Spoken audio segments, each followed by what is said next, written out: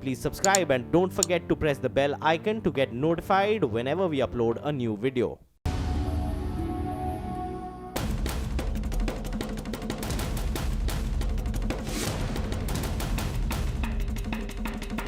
रक्षाहाड़ा के रहस्य तक आपको पहुंचाने के बिल्कुल करीब इस वक्त हम लोग हैं। ये इतना छोटा रास्ता है लेकिन खतरा बहुत है। हमको ये नहीं पता कि आगे रास्ता बंद है या खुला हुआ है। अबूजमार के इन अबूझ पर्वतों को पार कर हजारों फीट गहरी खाई तक नीचे पहुंचने का सबसे दुर्गम और खतरनाक सफर।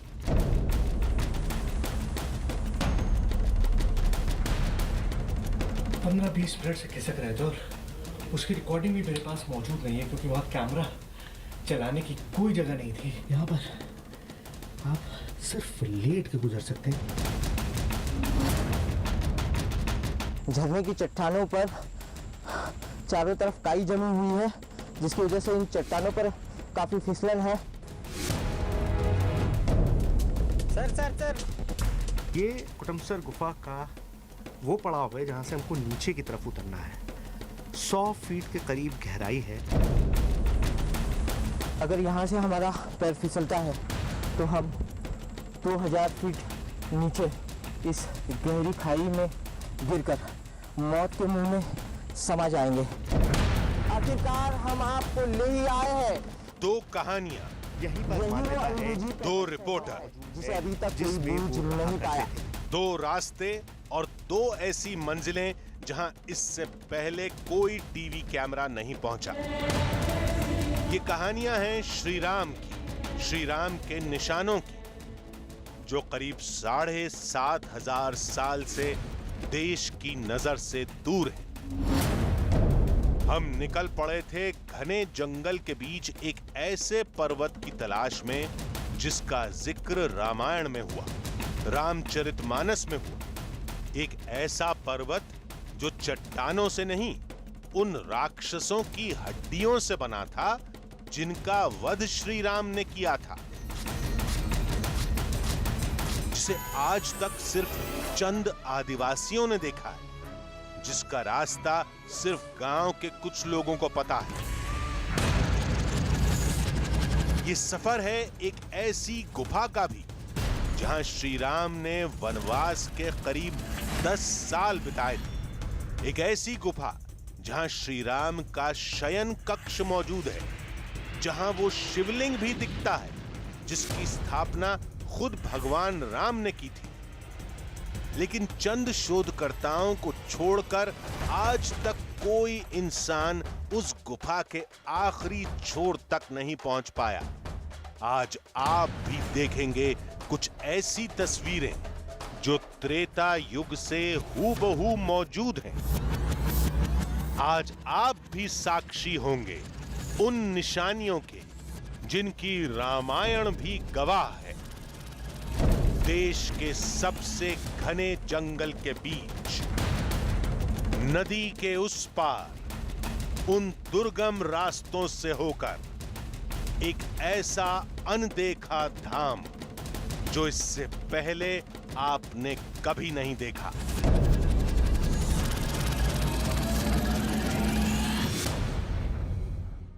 रामचरितमानस में श्री राम से जुड़ी ऐसी तमाम कथाओं का जिक्र है जिनमें कहा गया है कि वनवास के दौरान भगवान राम ने दंडकारण्य में राक्षसों का संहार किया था। लेकिन इस बात की क्या गारंटी कि हमें जिस पर्वत के बारे में बताया गया वो भी उन्हीं कथाओं का एक हिस्सा है? ये दावे सुनकर हमें यकीन नहीं हुआ। सोचा अगर वाकई ऐसा है तो फिर आज तक उस पर्वत की जांच क्यों नहीं हुई? और सबसे बड़ी बात यह कि हमें आज तक उस पर्वत का पता क्यों नहीं? आदिवासियों ने बताया कि ऐसा इसलिए हुआ क्योंकि कुछ गिने चुने आदिवासी समुदायों को छोड़कर आज तक कोई इंसान वहां तक पहुंच ही नहीं पाया। वहां तक जाना आसान भी नहीं है। घने जंगल के बीच रास्ता भटकने का डर होता है, जंगली जानवरों के हमले का डर होता है, न कोई सड़क है न कोई पगडंडी, कहीं पहाड़ी चट्टानों पर चलना है, कभी नदी को पार करना है। यानी हमारे लिए मंजिल आसान नहीं थी। लेकिन किसी तरह हिम्मत जुटाई और हम निकल पड़े एक ऐसे सफर पर जिसका हर मोड़ एक नई चुनौती था। ये सफर है अबूझमाड़ पर्वत श्रृंखला का। अबूझ माड़, यानी जो पर्वत श्री राम के लिए भी अबूझ पहेली बन चुके थे।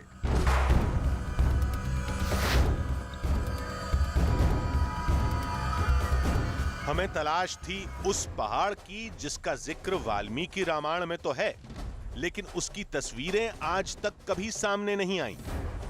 उस जगह का नाम है रक्षाहाड़ा, यानी वो पर्वत जो रामायण की कथा में हजारों राक्षसों की हड्डियों के ढेर से बना था, जहां उन राक्षसों के जीवाश्म आज भी भगवान राम के पराक्रम की गवाही देते हैं।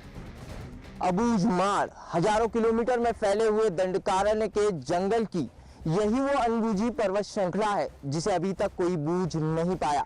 4 राज्यों की सीमा से लगे हुए अबूझ माड़ के इन पर्वतों में कोई व्यक्ति अगर एक बार घुस जाए तो उसे खुद भी पता नहीं चलता कि वो कब, कहां और किस राज्य में वापस निकलेगा। नमस्कार, मैं आदित्य राय आपको लेकर आया हूँ देश की राजधानी दिल्ली से 1700 किलोमीटर दूर अबूझ माड़ के इन पर्वतों के बीच ऐसी ही एक अनबुझी और अनसुनी हुई कहानी के रहस्य तक पहुंचाने के लिए जहां पर अभी तक कोई भी टीवी कैमरा नहीं पहुंच पाया है। वैसे तो दंडकारण्य में राम से जुड़ी कई कहानियां हैं और हर कहानी से जुड़े तमाम आश्रम और तमाम गुफाएं भी हैं, जहां वनवास के दौरान श्री राम के शरण लेने की बात कही जाती है। लेकिन हमने उन निशानियों को नहीं चुना। हम एक ऐसी जगह की तलाश में निकले जहां पहुंचने की कोशिश इससे पहले कभी नहीं हुई थी।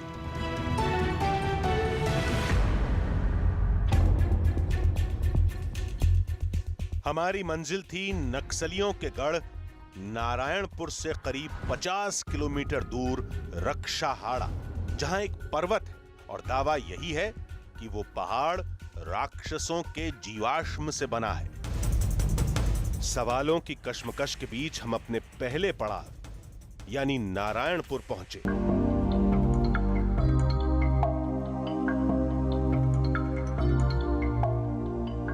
चौराहे पर लोगों की भीड़ जुटी थी। कुछ देर चर्चा की तो पता चला कि यहाँ के लोग कभी रक्षाहाड़ा गए तो नहीं, लेकिन उसके बारे में जानते जरूर हैं। लोगों ने बताया कि उस पर्वत का असली नाम राक्षसहाड़ा था, यानी राक्षसों की हड्डियां, जो बाद में रक्षाहाड़ा कहलाने लगा। हर शख्स की ज़बान पर बस एक ही कहानी थी कि कोई पहाड़ है जो राक्षसों के कंकाल से बना हुआ है। उस पहाड़ में पूरे पहाड़ भर हड्डियां बिखरा हुआ है, ऐसा दिखाई देता है। कुछ लोग जो गए हैं वहाँ से, जो वहाँ की अवशेष हड्डियां लाए और उसको जलाने के बाद जो उससे धुआं निकली, उस धुएं में हड्डी के जलने की सुगंध आती है। गांव के लोग हमें बार बार रक्षाहाड़ा न जाने की चेतावनी दे रहे थे। बताया जा रहा था कि वो इलाका नक्सलियों का सबसे बड़ा गढ़ है। नक्सलियों से बचे तो जंगली जानवरों का खतरा है, जानवरों से भी बच गए तो अबूझ माड़ की भूल भुलैया हर कदम पर इम्तिहान लेती रहेगी। वहाँ पहुँचना तो बहुत दुर्गम क्षेत्र होने के कारण खाई है, वहाँ पहुँचना मतलब मौत के मुंह में जाना है।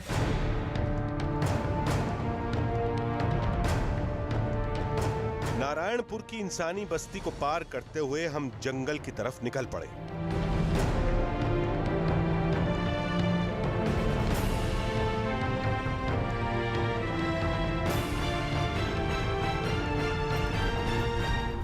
रास्ते में जवानों की गश्त दिल की धड़कनें बढ़ा रही थी, क्योंकि कुछ देर के सफर के बाद हम उस इलाके में होंगे जिसे लाल आतंक की राजधानी माना जाता है। रक्षाहाड़ा के रहस्य तक पहुंचने के लिए हमें घनघोर नक्सली इलाके से गुजरना पड़ रहा है। ये आरटीबीएफ के जवान हैं जो इस इलाके में गश्त कर रहे हैं। इस इलाके में नक्सलियों का राज चलता है, नक्सलियों के खौफ वाला ये इलाका है।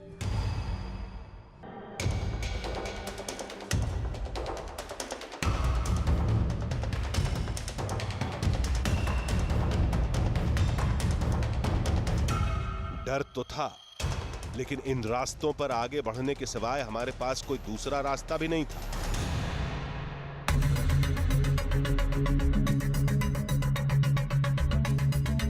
कुछ देर और चले तो पक्की सड़क गायब हो चुकी थी और कच्चे रास्ते अब हमारे हमसफर बन चुके थे। चारों तरफ जंगल था, कहीं झरने गिर रहे थे तो कहीं घने पेड़ों के बीच सूरज आंख मिचौली खेल रहा था। पता चला कि इस बस्ती में पुलिस का आखिरी कैंप है, यानी इसके आगे पुलिस का कोई पहरा नहीं होगा।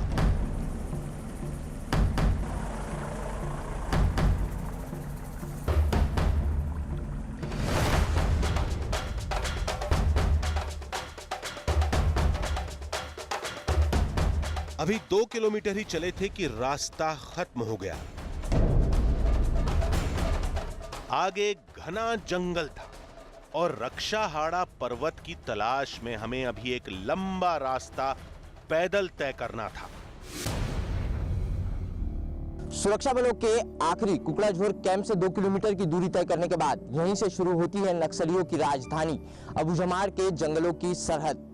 राम और राक्षसों के बीच हुए युद्ध का रहस्य जानने के लिए अब हमें हमारी गाड़ी को यहीं छोड़कर इन जंगलों का पैदल सफर तय करना होगा और यहीं से शुरू होता है अबूझमार के इन अबूझ पर्वतों को पार कर हजारों फीट गहरी खाई तक नीचे पहुंचने का सबसे दुर्गम और खतरनाक सफर।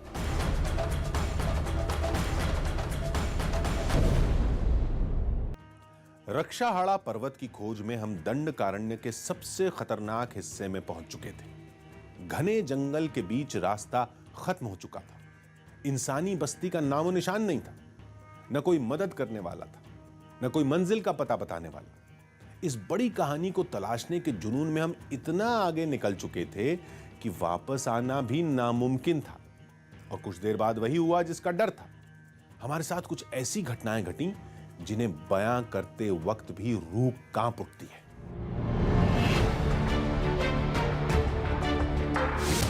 न जाने कौन सा कदम गलत साबित हो जाए।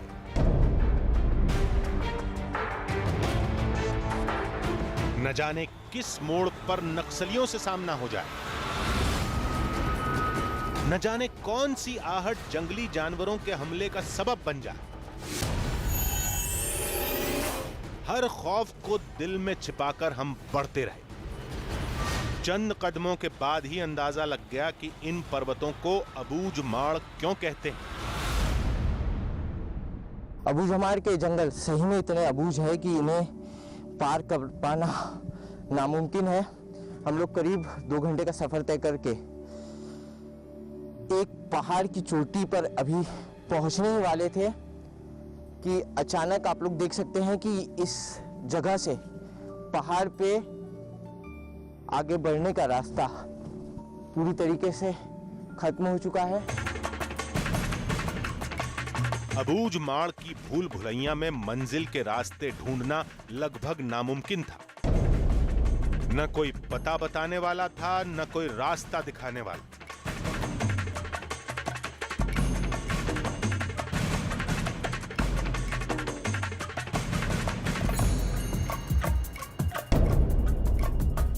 करीब 4 घंटे तक जंगल में भटकने के बाद हमें उम्मीद की पहली किरण दिखाई दी। वो किरण थी ये सूखा हुआ झरना। सोचा अगर इस झरने के सहारे ऊपर चढ़ा जाए तो रक्षाहाड़ा तक आसानी से पहुंचा जा सकता है। इस घनघोर जंगल की भूल भुलैया में कई घंटों तक भटकने के बाद आखिर हमें हमारी मंजिल तक पहुंचने की एक छोटी सी किरण दिखाई दी है। यह है इस जंगल का एक झरना जो अब सूख चुका है। ये झरना शायद पहाड़ की सबसे ऊंची चोटी से बहता है और पानी के तेज बहाव की वजह से ही इस जगह पर जमीन के बीचों बीच यह कटाव बना है और अब ये सूखा हुआ झरना ही हमें हमारी मंजिल तक पहुंचने का एकमात्र आसरा और रास्ता दिखाई दे रहा है। इस झरने के सहारे हम पहाड़ पर ऊपर की तरफ चढ़ते रहे।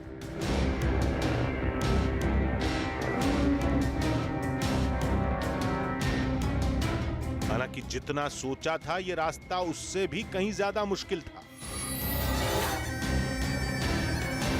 पहाड़ का हर मोड़ एक नया इम्तिहान ले रहा था।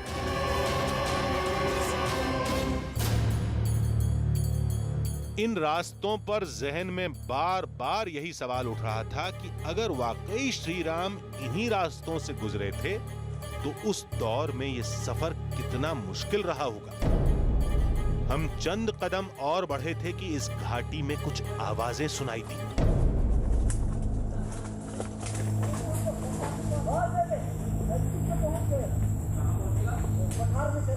शायद ये इंसानों की आवाजें थी जिन्होंने एक पल के लिए धड़कनों की रफ्तार बढ़ा दी। कहीं हमारा सामना नक्सलियों से तो नहीं हो गया। थोड़ा आगे बढ़े तो पता चला कि ये नक्सली नहीं, जंगल में रहने वाले कुछ आदिवासी हैं जो यहाँ लकड़ियों की तलाश में आए थे। जंगल में क्या कर रहे हो भाई? हम लोग इता माट इता कक्का ना को वातरो अयो मती इता कक्को इतरो इते पैसिन इता लोंदा है ना और इता बात रक्षा है। थोड़ी बातचीत हुई तो हमें रक्षाहाड़ा तक पहुंचने का सही पता भी मिल गया। एक पहाड़ पार करके दूसरा पहाड़ और चढ़ना पड़ेगा। एक पहाड़ नहा के दूसरा पहाड़ और चढ़ना, और फिर नीचा बहुत गड्ढा है। अच्छा, खाई है। हाँ, आदिवासियों के बताए रास्ते पर हम आगे बढ़ चले, लेकिन यहां भी मुश्किल कम नहीं थी। जंगल के खतरनाक रास्ते पर गिरते संभलते हम आगे बढ़ रहे थे। करीब 8 घंटे बीत चुके थे, लेकिन मंजिल अब भी दूर थी। कुछ देर की चढ़ाई के बाद हम पहाड़ की सबसे ऊंची चोटी पर पहुंच गए। बारी अब नीचे उतरने की थी।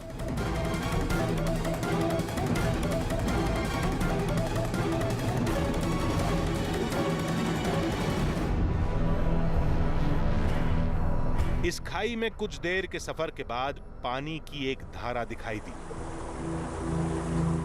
इस थका देने वाले रास्ते में यह धारा हमारे लिए एक सुकून थी और यह इशारा भी कि हम सही रास्ते पर हैं, यानी मंजिल अब ज्यादा दूर नहीं थी। हमने श्री राम की उन निशानियों की तलाश तेज कर दी।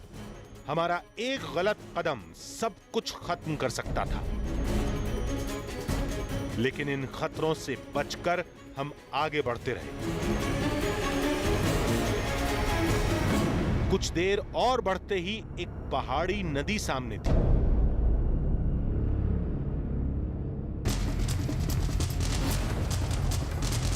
लोगों ने बताया था कि रक्षाहाड़ा का वो पर्वत इसी नदी के पास मौजूद है, इसलिए उम्मीद फिर जमा हुई। आगे के सफर के लिए अब हमें नदी के इन पथरीले रास्तों पर चलना था। एक एक कदम मीलों से लंबा महसूस हो रहा था। कई बार पैर लड़खड़ाए तो कई बार जख्मी भी हुए।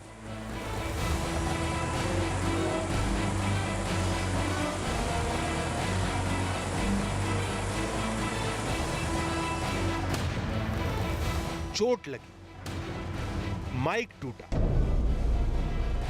लेकिन हमने मंजिल तक पहुंचने की उम्मीद नहीं छोड़ी। एक फिसलन भरी चट्टान से फिसलने की वजह से हमारा माइक जो है वो पानी में पूरी तरीके से भीग चुका है। हमने इसे अभी सुखाने के लिए रखा हुआ है और आप लोग देख सकते हैं कि मेरे हाथ में भी एक गंभीर चोट आई है। नदी के किनारे करीब 3 किलोमीटर चलने के बाद वो वट वृक्ष हमारे सामने था।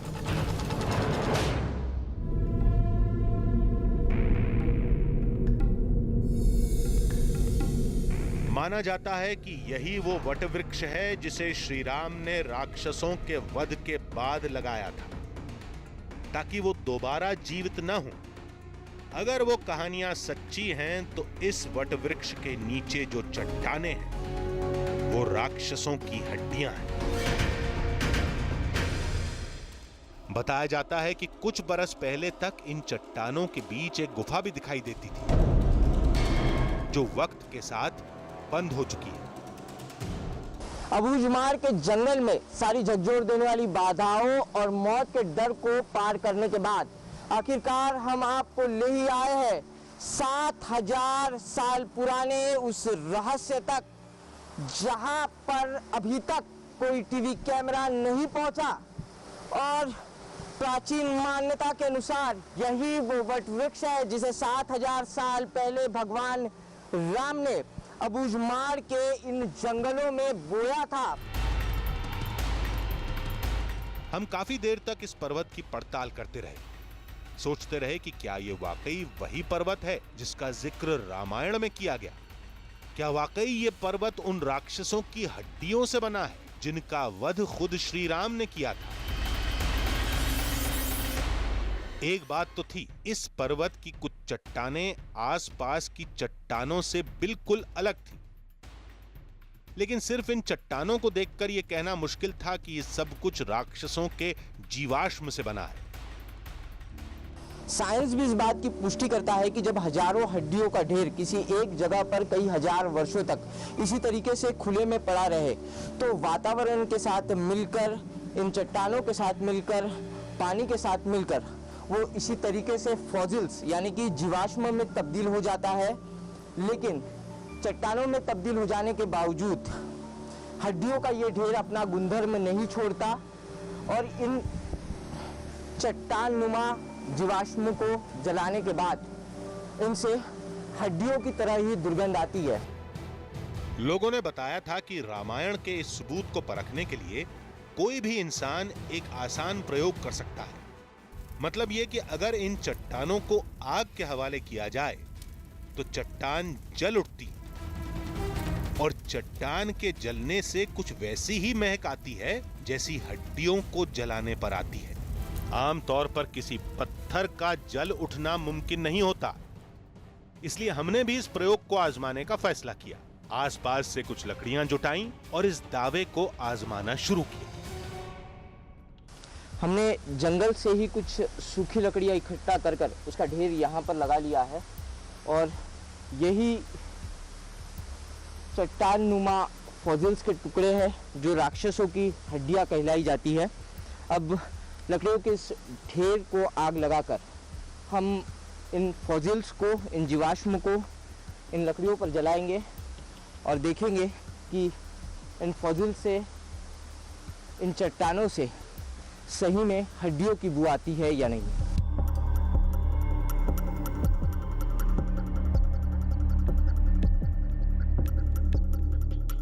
लकड़ियाँ जो है वो अब अच्छी तरीके से जल चुकी है और अब जो है लकड़ियों में लगी है आग, वो जल्द बुझेगी नहीं।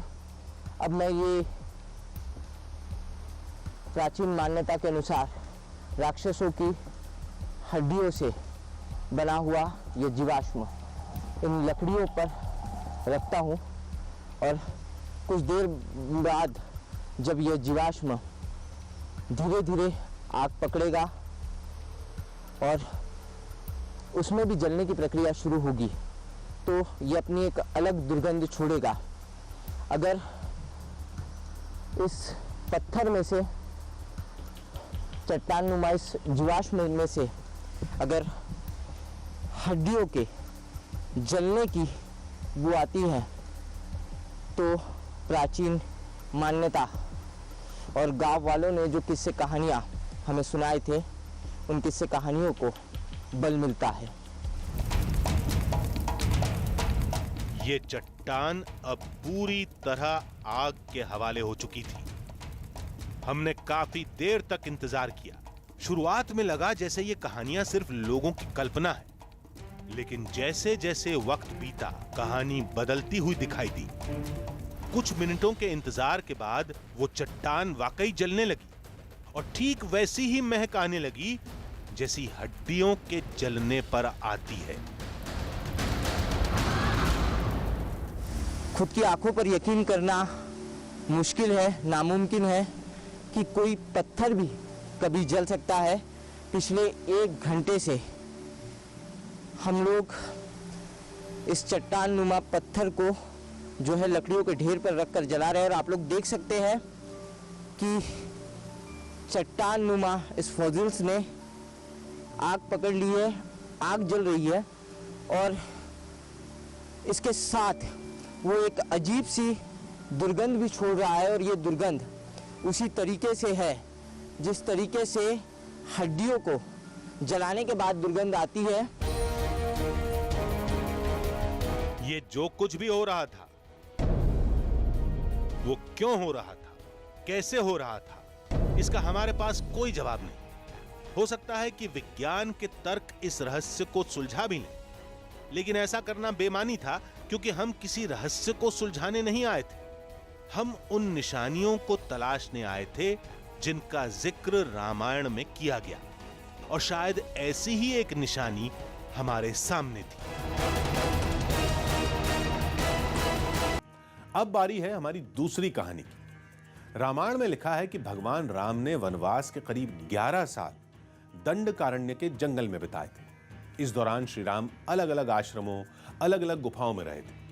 भगवान राम के वनवास की बहुत सी निशानियां सामने आ चुकी हैं, लेकिन अब भी ऐसी तमाम कहानियां हैं जो इंसानी नजर से दूर हैं। ये कहानी भी कुछ वैसी ही थी।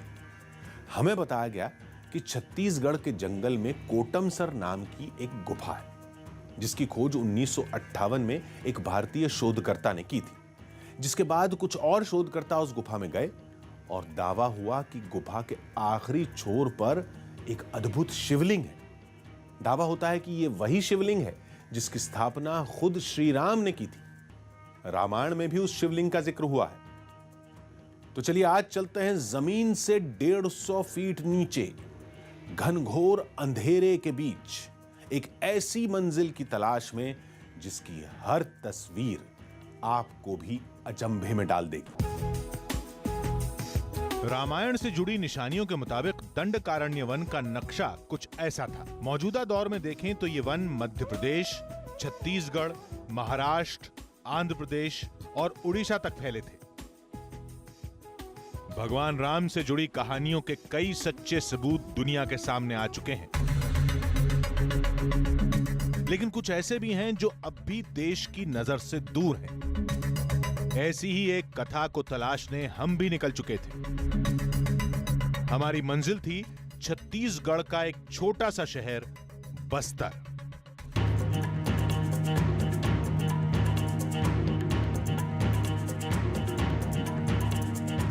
हमें उम्मीद भी नहीं थी कि शहर में हमारा स्वागत कुदरत की ऐसी बेपनाह खूबसूरती के साथ होगा।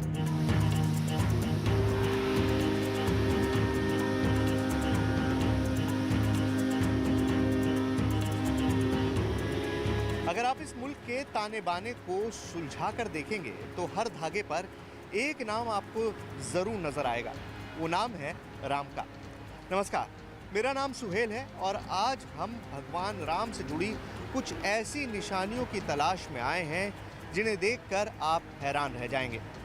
क्या वो शिवलिंग आज भी मौजूद है जिसकी पूजा खुद राम ने की थी?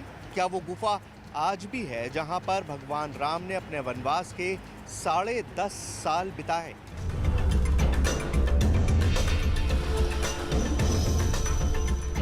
करीब आधे घंटे के सफर के बाद हम उस जगह तक पहुंचे जहां से असली इम्तिहान शुरू होना था।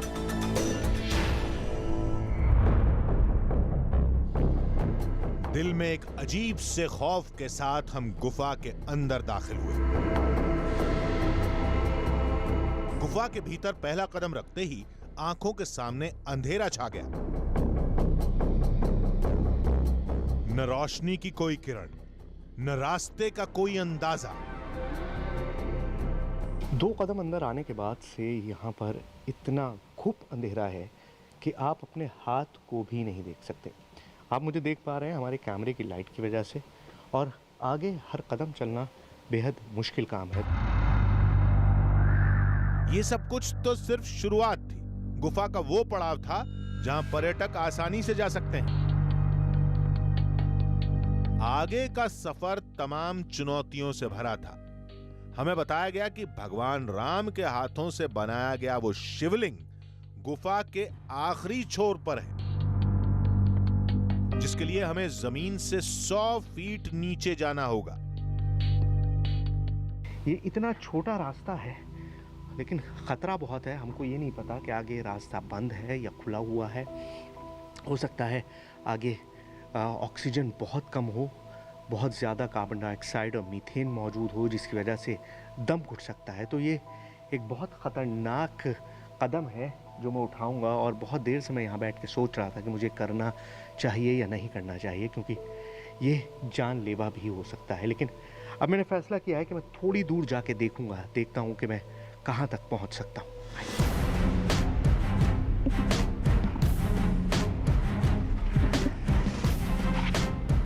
जमीन से सिर्फ 2 फीट का रास्ता।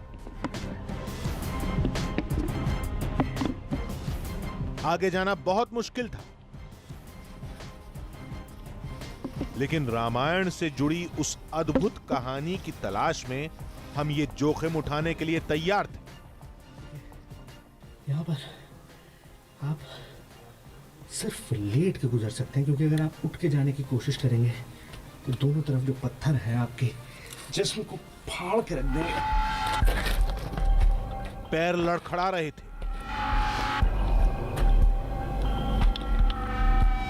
चट्टानों से रिश्ता पानी आने वाली मुसीबत का इशारा कर रहा था। सबसे बड़ा डर था कि कहीं गुफा में आगे का रास्ता पानी में डूबा ना हो।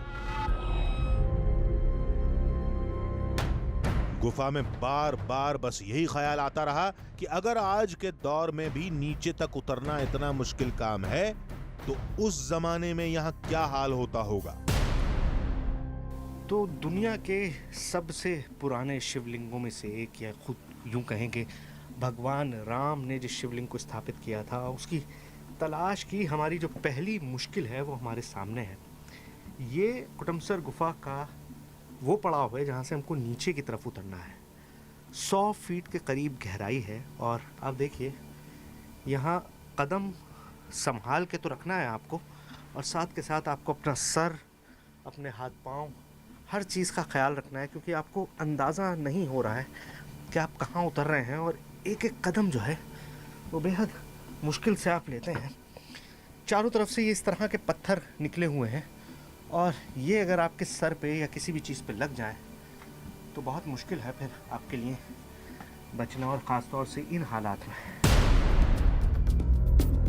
गुफा के इन रास्तों पर आज तक सिर्फ शोधकर्ता ही पहुंचे हैं, जिन्होंने अपनी सहूलियत के लिए कुछ इंतजाम भी किए हैं, और यही इंतजाम हमारे लिए भी सबसे बड़ा सहारा थे। तो 15 से 20 फुट नीचे उतरने के बाद ये लोहे की सीढ़ी लगाई गई है, जिसके ज़रिए आप नीचे उतरते हैं। बहुत आसान बना दिया है, पहले रस्सी से उतरकर नीचे जाया जाता था, और इतना इनएक्सेसिबल रास्ता है कि आज भी मुझे नहीं लगता कि चंद लोगों के अलावा कोई भी इस गुफा में आ सकता हो। यहां बनी सीढ़ियां एक इशारा थी कि हम सही रास्ते पर हैं। शायद इन्हीं रास्तों से होकर शोधकर्ता भी उस शिवलिंग तक पहुंचते होंगे। आप इस रास्ते से अंदाज़ा लगा सकते हैं कि इतने सालों तक, इतने दशकों तक ये गुफा लोगों की आंखों से ओझल क्यों रही। एक एक कदम इसमें चुनौतीपूर्ण है। ये सारे इंतज़ाम होने के बावजूद भी ये पत्थर जो हैं ये आपके सबसे बड़ा दुश्मन है, क्योंकि हल्की सी चोट आपके शरीर को काट के रख सकती है। बहुत शार्प, बहुत नुकीले पत्थर है। दूसरी चीज़ ये कि जो मिथक है कि यहाँ पर आत्माएं हैं, वो मैं आपको बताऊं कि इतना घुप अंधेरा है इस गुफा में कि आप आगे का 1 इंच भी नहीं देख सकते। मैं अगर अपनी लाइट के ज़रिए अपने एक एक कदम को ना देखूं तो बहुत मुश्किल है कि मैं एक भी कदम यहाँ पर चल सकूं। चलिए। पास में ही पानी का एक कुंड है, जहां दुनिया का एक और अजूबा मौजूद है। अब हम इस वक्त ज़मीन से 100 फीट नीचे हैं, और करीबन 300 मीटर हम लोग अंदर तक आ चुके हैं इस गुफा में। रोशनी मैंने आपको बताया कि है ही नहीं, और मैं आपको दिखाता भी हूँ कैसे नहीं। मैं अपने कैमरामैन को बोलूँगा कि 1 सेकंड के लिए अपनी लाइट बंद करें। अब आपको सिर्फ ये मेरी टॉर्च दिख रही है, और ये देखिए, जला लीजिए। तो ये है हालत यहाँ पर, मतलब घुप अंधेरा, आप एक चीज़ भी नहीं देख सकते, और इस अंधेरे में ये ज़िंदगी पनप रही है। दिखाई दिया जहाँ रोशनी नहीं है, पौधों को रोशनी चाहिए होती है ज़िंदगी के लिए, और ये देखिए ये पौधा यहाँ पर पनप रहा है। मैंने इसके चारों तरफ ये पत्थर लगा दिए, मैं नहीं चाहता कि ख़राब हो, लेकिन ये देखिए ये अपने आप में एक करिश्मा है, कुदरत का करिश्मा है। ये रिसर्च करने के लायक एक चीज़ है कि आखिर इस गहरी गुफा में ये पौधा कैसे पनप रहा है। गुफा का हर मोड़ एक नया अचंभा बनकर सामने था। भटकते भटकते हम गुफा के उस पड़ाव तक आ पहुंचे जिसे भगवान राम का शयन कक्ष माना जाता है। एक बड़ा सा गलियारा, एक पलंग जैसी आकृति, एक विशाल का एक कुर्सी और चारों तरफ कुदरत की खूबसूरत सजावट। आपके सामने एक बहुत बड़ा शयन दिखाई दे रहा है, एक शैया दिखाई दे रही है, एक आराम कुर्सी दिखाई दे रही है, उसके ऊपर एक बहुत बड़ी सी मूर्ति दिखाई दे रही है, और नीचे अगर आप देखेंगे तो चारों तरफ आपको छोटी छोटी चीज़ें दिखाई देंगी इस तरह की। ये भगवान राम की वानर सेना है। भगवान राम इस गुफा में थे और उनकी वानर सेना उनके साथ यहीं पर मौजूद थी, और वो सभी वानर अभी भी यहाँ पर इन पत्थरों के रूप में मौजूद हैं। लेकिन आप इस पूरी जगह को देखेंगे तो आपको अंदाज़ा हो जाएगा कि इसकी भव्यता कितनी है। अब बारी थी गुफा के आखिरी छोर तक पहुंचने की। रामायण काल से मौजूद उस अद्भुत शिवलिंग को पहली बार कैमरे में कैद करने की। गुफा के तंग गलियारों में सांस लेना भी मुश्किल हो रहा था, लेकिन तभी जैसे हमारी सारी थकान दूर हो गई। वो शिवलिंग हमारी आंखों के सामने था। वाकई एक अद्भुत शिवरूप, जैसे इसे किसी इंसान ने ही तराशा हो।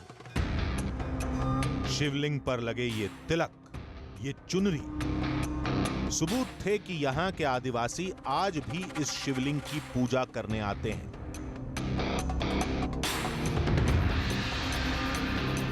यहाँ पर वो पिंडी है, वो शिवलिंग है, जिसके बारे में मान्यता है कि खुद भगवान राम ने इस गुफा में इस शिवलिंग की पूजा की थी।